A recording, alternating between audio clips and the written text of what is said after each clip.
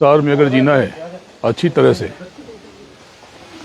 और इसके बाद भी इस संसार के बाद के संसार की प्रार्थना करनी है तो जीवन में सहज रहना, किसी से कोई बहुत बुरा भाव मत रखना।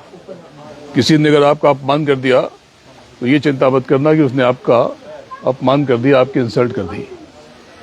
इसकी फिक्र करना ये जो उसने मेरा दिल दुखाया है, इसका जो कर्मों का बोझा उस पर चढ़ गया तो मालिक इस पर दया कर दो। तो इससे क्या होगा? इससे हम क्यों कामना करें? आप जो कामना करेंगे आपकी लाइफ में, आपकी जिंदगी में वही लौट के आएगा। सहज रहना, सरल रहना और जो होता है उससे होने देना।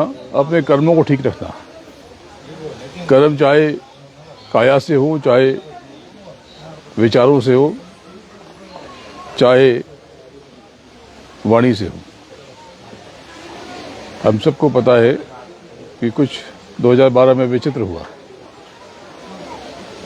लेकिन मालिक की मौज ऐसी है कि सही समय का इंतजार करो, क्योंकि जो कुछ हुआ वो सब कर्मों के विधान में चला गया और लोग कर्मों के विधान में फंस गए।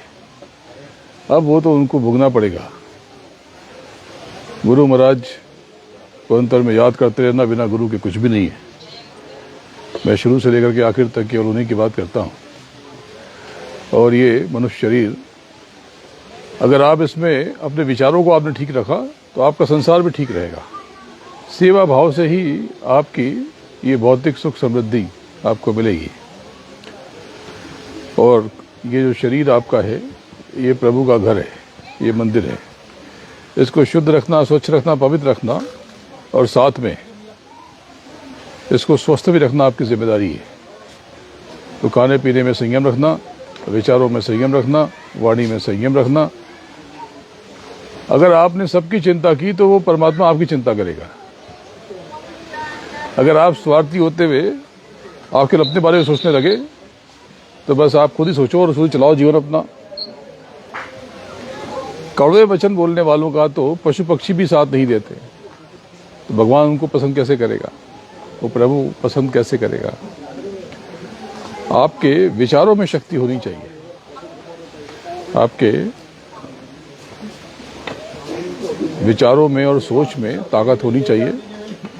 आपकी वाणी की आवाज बढ़ा करके, उसका स्वर बढ़ा करके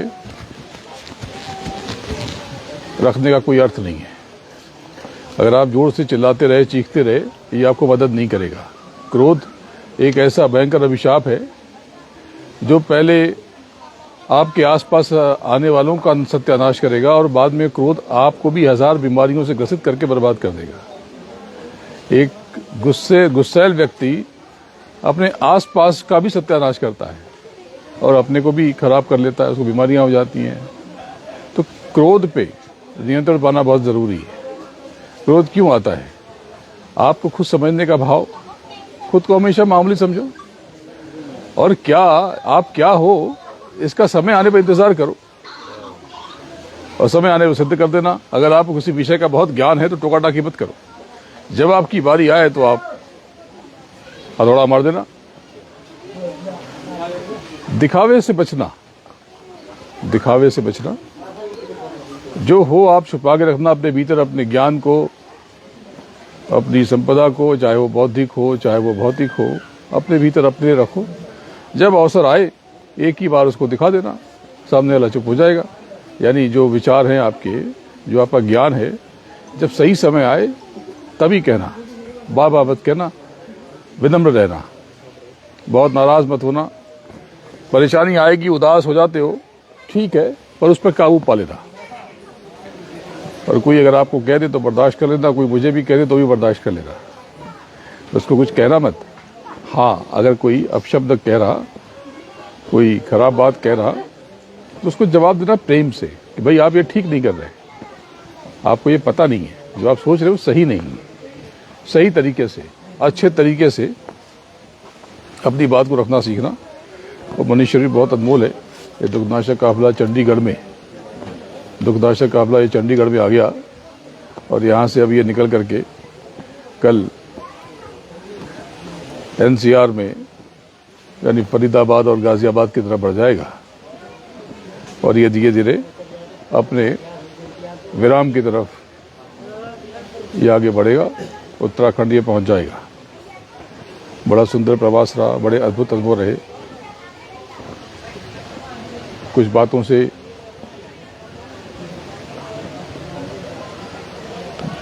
आप सबको पीड़ा भी हुई, लेकिन कुछ बातों से आनंद भी आया। तो ये तो जीवन है, चलता रहेगा, इससे विचलित होने की आवश्यकता नहीं है। बस अपने मनोभाव पर नियंत्रण रखना, अपनी भावनाओं पर नियंत्रण रखना। जब मन बेचैन हो तो जवाब मत देना, अपने भीतर मालिक की तलाश करना, प्रभु की तलाश करना, सबकी इज्जत करना, सबका सम्मान करना। अब शब्दों का प्रयोग आपको आर्थिक रूप से, सामाजिक रूप से, मानसिक रूप से और आध्यात्मिक रूप से कंगाल बनाता है। अब शब्दों का प्रयोग मत करना आदर से। और गुरु को समझने के लिए बिना कमाई के आप नहीं समझ सकते। अगर वो इधर रूप बदल के आ जाए, आप जानोगे कैसे? तो खुद को बेहतर बनाओ, रोज सीखो हर किसी से। विचारों में भेद विभेद हो जाए, चिंता मत करना, सामने वाले को समझो। अगर आपके वो खिलाफ बात कर रहा है तो सोचो वो क्या कह रहा है। हो सकता है उसके विचार भिन्न हो, कुछ अलग भी हो सकता है उससे आपको फायदा हो जाए। तो आप रोज खुद को दुरुस्त करने की कोशिश करना। अपनी चिंता आप करो, किसी और की चिंता आप मत करो।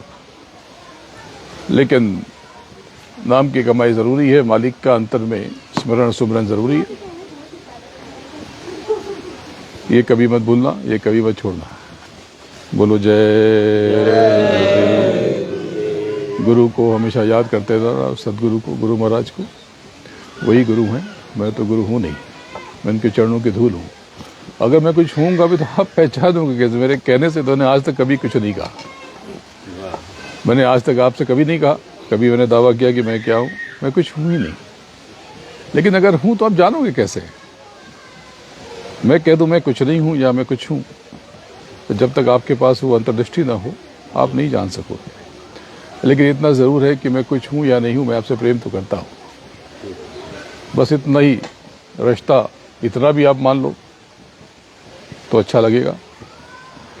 मुझे फिक्र ये नहीं है कि इस संसार में आप कैसे जी रहे हो, क्या जी रहे हो। मुझे फिक्र ये है इस संसार के बाद का आप जीवन क्यों और कैसे उलझाए चले जा रहे हो।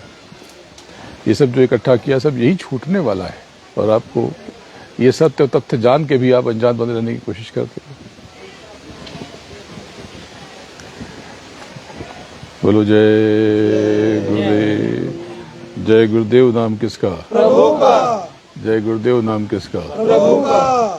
जय गुरुदेव।